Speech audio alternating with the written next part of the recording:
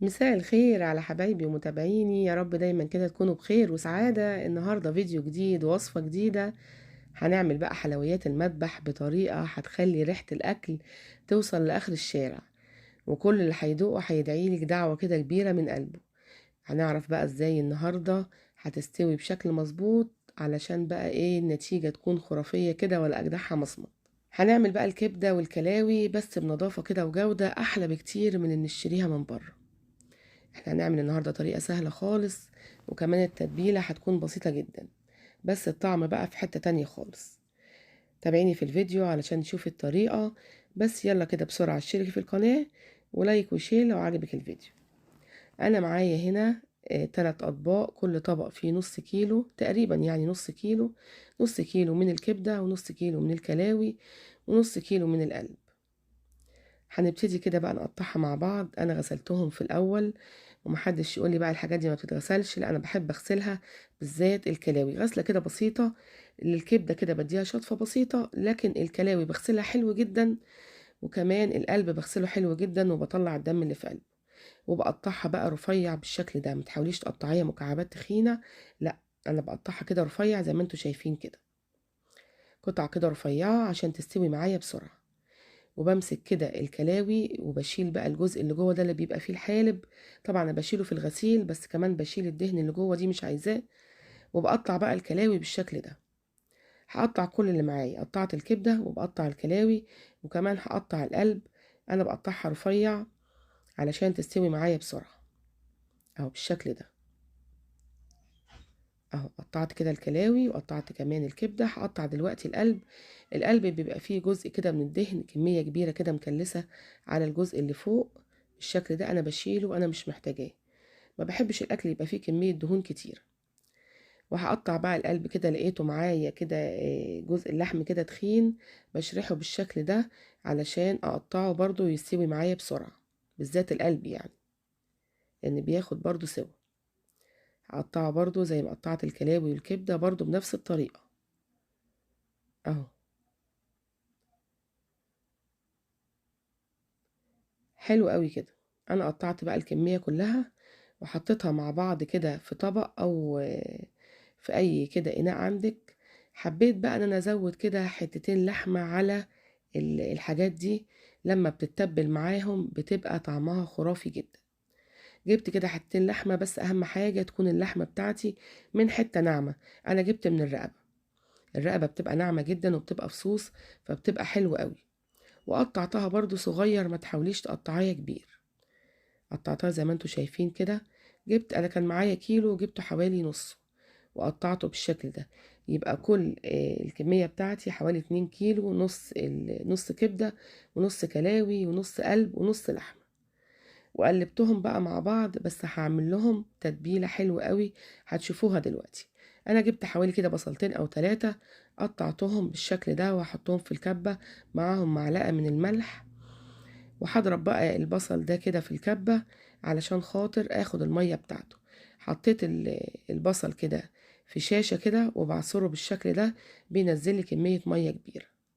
والتفل انا ما برمهوش، البصل يا جماعة غالي اليومين دول، ما ترموش اي حاجة. انا بعصق بيه اللحمة المفرومة، اعمل بيه عصاق. وهعمل تتبيلة بسيطة قوي. حطيت ملح وفلفل اسود ورشة من الكمون والكزبرة الناشفة، وكمان كده حطيت معلقة كده مليتها كده من الثوم المفروم. وحطي بقى ليمون براحتك. الوصفة دي يا جماعة والتتبيلة دي محتاجة ليمون كتير، يعني تحطي كده ليمونتين كبار او 3 كبار زي ما انت عايزة. كمان بقى جبت خل تفاح، ده اساسي يا جماعة، الخل بقى اساسي في الوصفة دي، وبالذات لو كان خل تفاح. وجبت كمان رشة كده بسيطة من ال11 بهار. حطي حاجة بسيطة مش كتير، يعني انا حطيت ربع الظرف ده، حاجة كده بسيطة بس تدي ريحة. لأن الحاجة بتاعتي كده طازة، اللحمة طازة والكبدة طازة والحاجات دي كلها طازة، مش محتاجة تتبيلة كتير. وزودت كمان توم وحطيت رشة بسيطة من جوز الطيب، لو عايزة تستغني عنها مفيش مشكلة. ودي التتبيلة بتاعتي.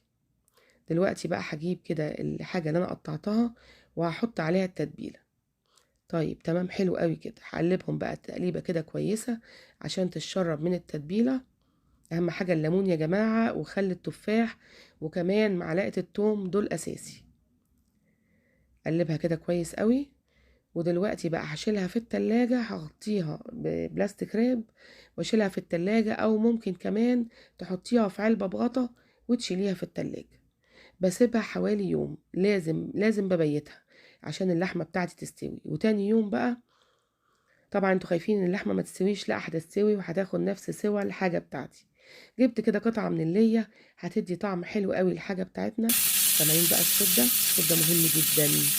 لازم الطاسة بتاعتك تكون سخنة جدا وانتي بتحطي كده الجزء الاولاني من الحاجة اللي انتي تبلتيها. انا زي ما قلت لكم حطيت كده قطعة من اللية وقطعتها واستنيت عقبال ما تسيح، وابتدأت احط بقى ايه جزء من الحاجة بتاعتي اللي انا متبلاها.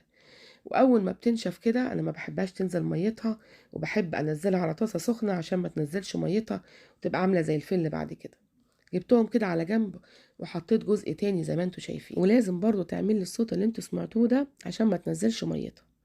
هديلها بقى تشويحة كده وهغطيها شوية على نار هادية، ولو عايزت كده حاجة بسيطة من المية السخنة زودلها. خلاص كده هي ابتدأت ان هي تتحمر معايا بالشكل اللي انتوا شايفينه ده. شايفين بقى الجمال والحلاوة؟ حلو قوي كده. انا بصراحة مش حابة ان انا احط لها فلفل. انا حطيت لها كمان ليمونة كده قبل ما بطفي عليها، يعني بحط ايديا كده على النار بتاعة البوتاجاز بطفي وانا بحط عليها ليمونة. دي بتديها طعم حلو قوي. مش حابة احط لها بقى قرن فلفل، ممكن تحط لها قرن شطة برضو مش وحش، لكن مش حابة احط فلفل ولا الكلام ده. انا عايزة طعم الحاجة بتاعتي كده تبقى صريحة. لو عايزة تحطي بقى قرن فلفل براحتك انتي. ادي بقى الايه الحاجه بتاعتي.